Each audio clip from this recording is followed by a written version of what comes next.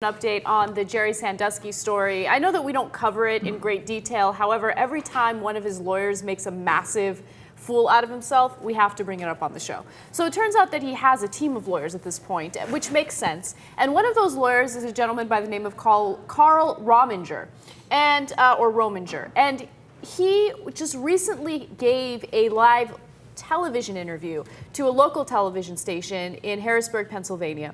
And during that interview, he decided that he would defend his client in a very unique way.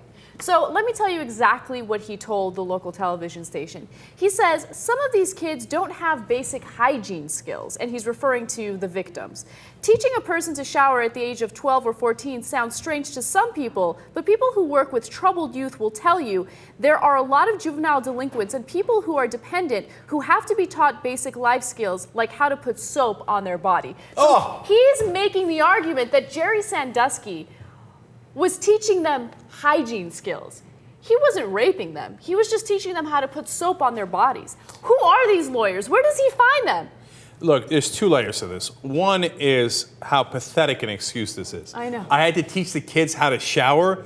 Who in their right mind would believe that? But then even more specifically, I had to teach them how to put soap on their body? Which jury member would go, oh yeah, obviously this kid didn't know how to put soap on his body, right? That's why I had to rub the soap all over his young body. Come on, what a terrible defense, right? And then secondly, how grotesque it is. Just when you thought you couldn't hate Jerry Sandusky more, well, they found a way to do that. You have to understand, these kids were so poor. You know how poor kids are? They're so dirty that I had to teach them how to shower. They have hygiene problems. Yeah, it just adds insult to injury. It's like insulting the victims in this case, telling them that they're dirty, that they're poor, they don't know how to clean themselves. It's disgusting. And it's also a horrible strategy because it gives members of the jury an even more, I guess, vivid image of what happened. You don't want them looking or thinking about your client rubbing the alleged victims all over their bodies with soap. Yeah, it's hideous, man. I mean, think about that, right? First, he picks poor kids to target because he thinks they're more powerless. They're at risk. They don't have anybody to back them up. So he victimizes the most powerless kids in the country. They're not only kids, but they're powerless kids. And then when he gets caught raping them, allegedly, then he turns around and blames them for being poor. And he says, you know how dirty these poor kids are.